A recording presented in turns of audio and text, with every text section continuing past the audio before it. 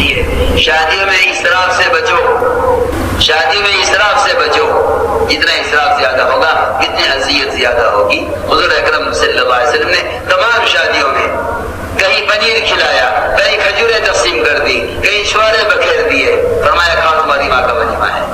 اہل سنت ہے، ایک شادی نہیں، ساری شادیاں ایسی ہیں. سوائے حضرت زینب رضی اللہ تعالیٰ عنہ کی شادی کے، اس میں آپ نے گوشت روٹی کا انتظام کیا. اللہ کی شان، جو آپ کی جو شادی آپ کے معمول سے ہٹی، اسی شادی میں آپ کو اذیت ہوئی. عجیب بات ہے، جو شادی آپ کے معمول سے ہٹی اسی میں آپ کو اذیت ہوئی.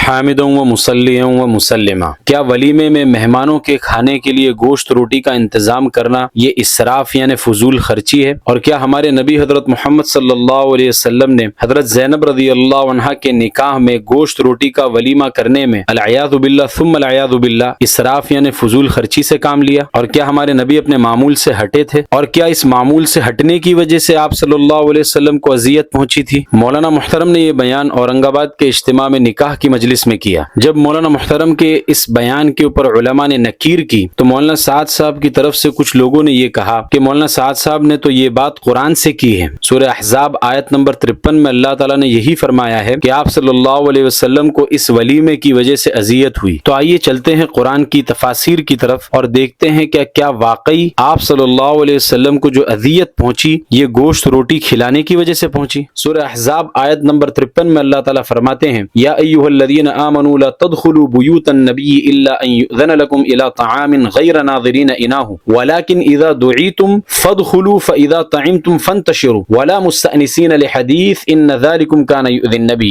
پہلے اس آیت کا میں آسان ترجمہ کر دیتا ہوں. اے ایمان والو، نبی کے گھروں میں بلا اجازت داخل مت ہو جاؤ. ہاں اگر تمہیں کھانے پر بلایا جائے تو تم جا سکتے ہو، اور وہ بھی اس طرح کہ کھانا پکنے کے انتظار میں نہ بیٹھے رہو. ہاں جب تمہیں بلایا جائے تو چلے جاؤ، اور جب کھا چکو تو فوراً اپنی اپنی راہ لے لو، اور لمبی باتوں میں جی لگا کر وہیں پر بیٹھے نہ رہو. اس چیز سے نبی کو تکلیف ہوتی ہے. یہ تو ہوا اس آیت کا ترجمہ. اب آئیے چلتے ہیں تفاسیر کی طرف اور دیکھتے ہیں کہ مفسرین نے اس آیت کی تفسیر میں کیا لکھا ہے کہ آپ صلی اللہ علیہ وسلم کو تکلیف کس وجہ سے ہوئی. یہ تفسیر ابن کثیر، حافظ عماد الدین ابو الفدا اسماعیل بن کثیر القرشی، جن کی وفات 774 ہجری میں ہوئی، یہ اپنی مشہور کتاب تفسیر ابن کثیر میں لکھتے ہیں حضرت زینب رضی اللہ تعالیٰ کے ولیمے میں کھانے کے بعد 3 لوگ وہیں پر لمبی بات چیت میں لگ گئے. حتی شق ذلک علی رسول اللہ صلی اللہ علیہ وسلم، اور اس بات کی وجہ سے آپ صلی اللہ علیہ وسلم کو تکلیف ہوئی، نہ کہ گوشت روٹی کے ولیمے کی وجہ سے. پھر شیخ الاسلام ناصر الدین البیضاوی، جن کی وفات 685 ہجری میں ہوئی، وہ اپنی مشہور کتاب تفسیر بیضاوی میں لکھتے ہیں ان ذالکم اللبث کان یؤذی النبی صلی اللہ علیہ وسلم، کہ یہ جو کچھ لوگ کھانا کھانے کے بعد بھی وہیں پر بیٹھے رہے بہت دیر تک، اس وجہ سے آپ صلی اللہ علیہ وسلم کو اذیت پہنچی. پھر امام ابو عبداللہ محمد بن احمد الانصاری القرطبی، جن کی وفات 671 ہجری میں ہوئی، وہ تفسیر قرطبی میں لکھتے ہیں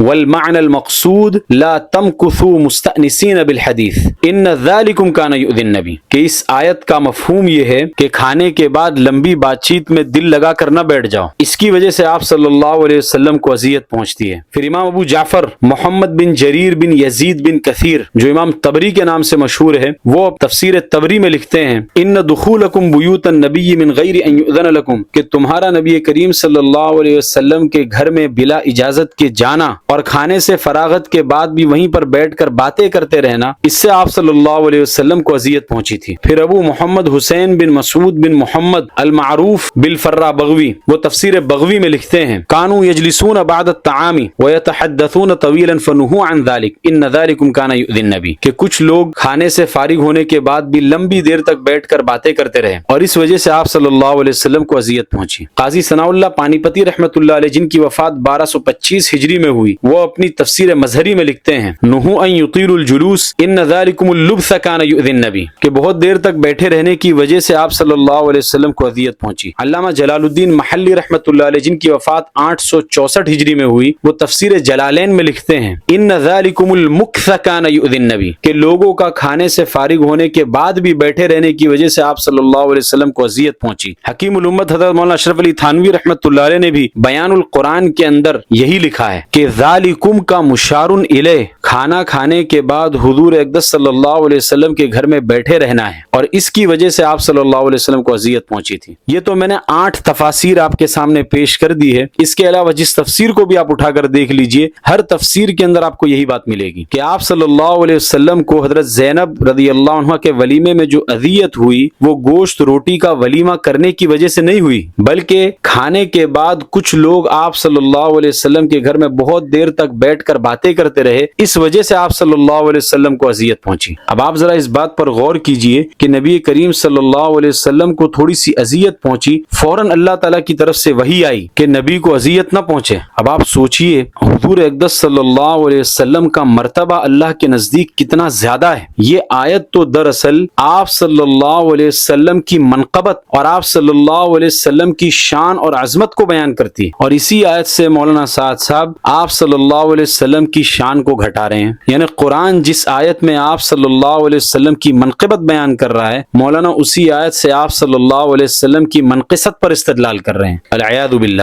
پھر مولانا محترم کا یہ دعویٰ ہے کہ حضرت زینب رضی اللہ عنہ کے نکاح میں آپ صلی اللہ علیہ وسلم نے جو گوشت روٹی کا ولیمہ کیا تو آپ صلی اللہ علیہ وسلم اپنے معمول سے ہٹے، سوائے حضرت زینب رضی اللہ تعالیٰ عنہ کی شادی کے اس میں آپ نے گوشت روٹی کا انتظام کیا۔ حضرت زینب فخر کرتی تھی اس پر کہ میرے نکاح میں گوشت روٹی کا انتظام ہوا ہے۔ اللہ کی شان، اس جو آپ کی جو شادی آپ کے معمول سے ہٹی، اسی شادی میں آپ کو اذیت ہوئی۔ عجیب بات ہے، جو شادی آپ کے معمول سے ہٹی اسی میں آپ کو اذیت ہوئی۔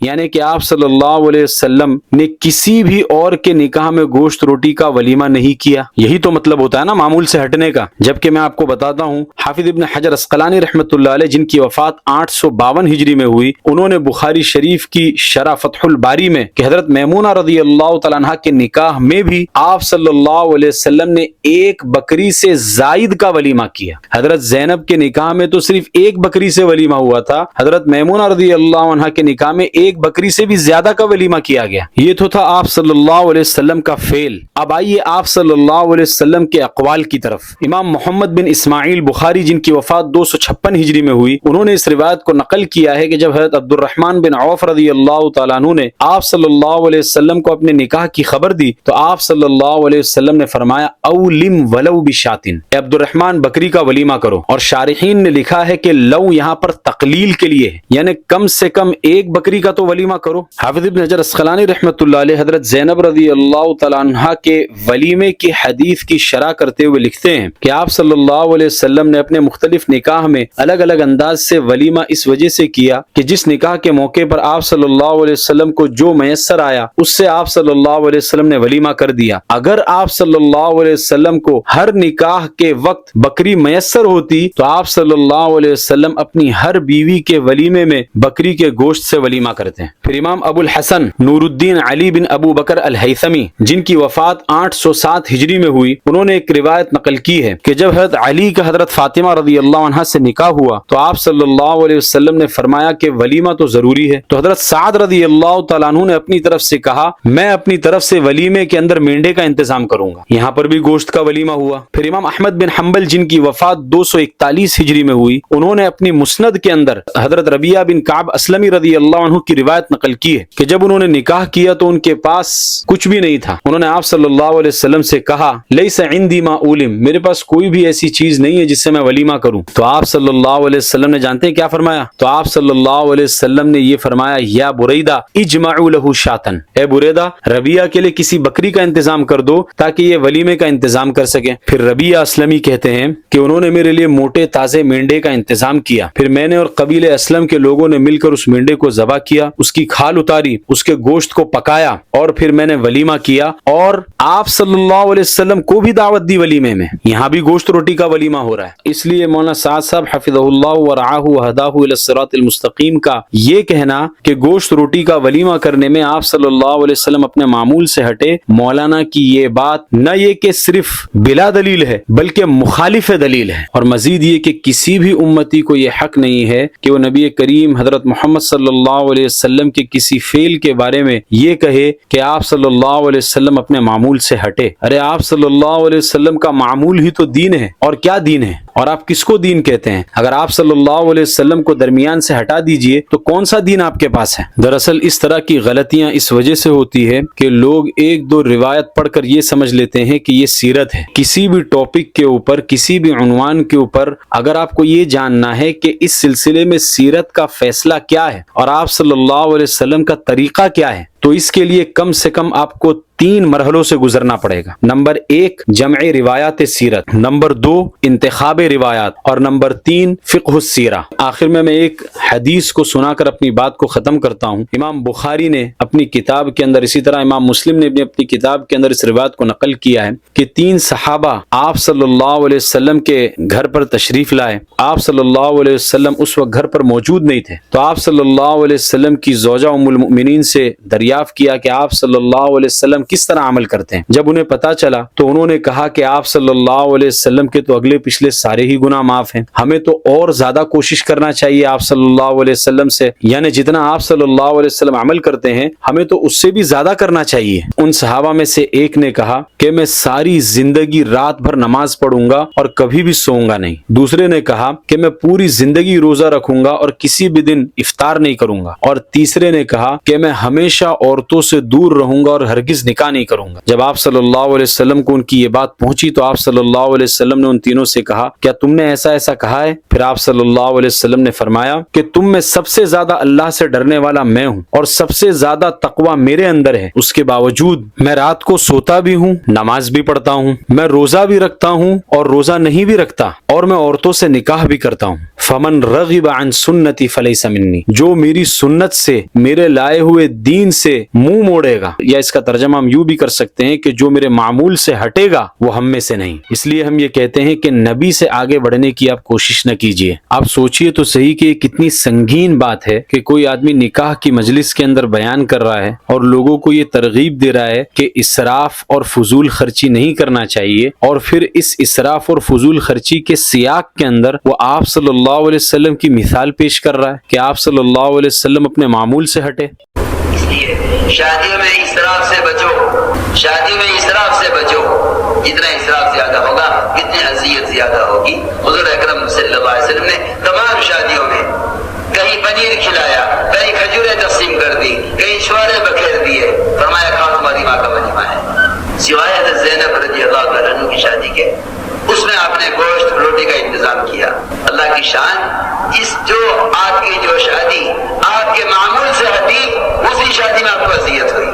یہ کتنی گھنونی بات ہے اور انتہائی درجے کی گستاخی ہے. جب اللہ تعالیٰ نے فضول خرچی کے بارے میں آیت اتاری تو اللہ تعالیٰ نے وہاں پر شیطان کا تذکرہ کیا، ان المبذرین کانوا اخوان الشیاطین، کہ فضول خرچی کرنے والے تو شیطان کے بھائی ہوتے ہیں. اور مولانا سعد صاحب اسراف اور فضول خرچی کے سیاق میں آپ صلی اللہ علیہ وسلم کا تذکرہ کر رہے ہیں، اور آپ صلی اللہ علیہ وسلم کی ذات ہی پر جب آپ نقد کر دیں گے تو پھر آپ کس دین کی دعوت دے رہے ہیں اور لوگوں کو کس دین کی طرف بلا رہے ہیں؟ دین اسلام تو یہ ہرگز نہیں ہے. اور امام مالک کا وہ قول ہمیشہ یاد رکھیے کہ ہر شخص کی بات کو قبول بھی کیا جا سکتا ہے اور اس کو رد بھی کیا جا سکتا ہے، الا صاحب هذا القبر، سوائے اس ذات اقدس کے جو اس قبر کے اندر آرام فرما ہے. یعنی آپ صلی اللہ علیہ وسلم کی طرف اشارہ کر کے فرمایا، یعنی آپ صلی اللہ علیہ وسلم کے کسی قول یا فعل کے اوپر ہرگز نقد نہیں کیا جا سکتا. اور پھر وما آتاکم الرسول فخذوہ کا مطلب کیا ہوا؟ اللہ تعالیٰ تو فرما رہے ہیں کہ جو تمہارے رسول تمہیں دے دیں وہ لے لو، اور جن چیزوں سے منع کرے ان سے رک جاؤ. اللہ تعالیٰ ہمیں دین کی صحیح سمجھ عطا فرمائے. ہمارا مقصد ہرگز یہ نہیں ہے کہ ہم لوگوں کو تبلیغی جماعت سے متنفر کرے. ہمارا مقصد صرف یہ ہے کہ تبلیغی جماعت کے اندر جو روز بروز گمراہیاں پھیلتی جا رہی ہے، لوگوں کو ان سے بچایا جائے اور لوگوں کے عقائد کی حفاظت کی جائے. یاد رکھے کہ اگر عقیدہ برباد ہو گیا تو عمل زیرو ہے. ذالک ذکریٰ للذاکرین، یہ نصیحت ہے نصیحت ماننے والوں کے لیے. ھذا وصلی اللہ علیہ وسلم.